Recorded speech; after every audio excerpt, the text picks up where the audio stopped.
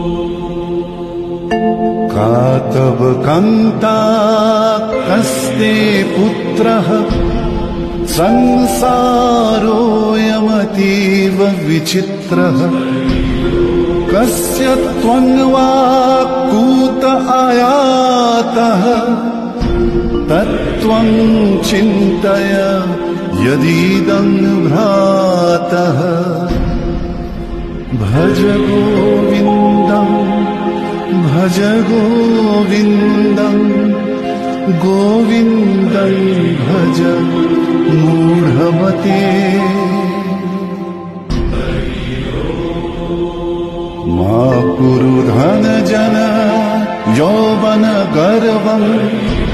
हरति निमेषात् कालः सर्वं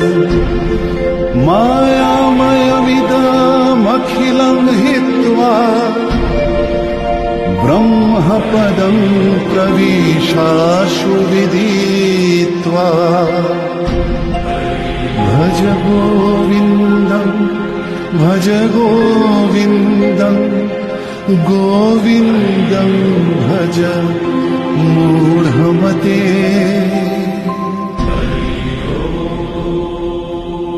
नलिनी दलगत जलमति तरलं तद्वज्जीवितमतिशय चपलम्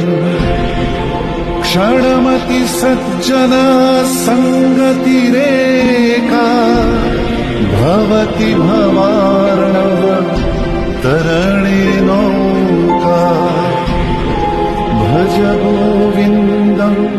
भज गोविन्दं गोविन्दं भज मूढमते का तव कान्ता कस्ते पुत्रः संसारोऽयमतीव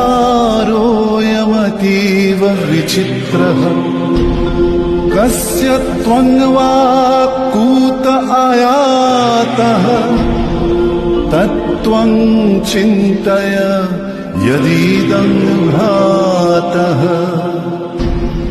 भज गोविन्दं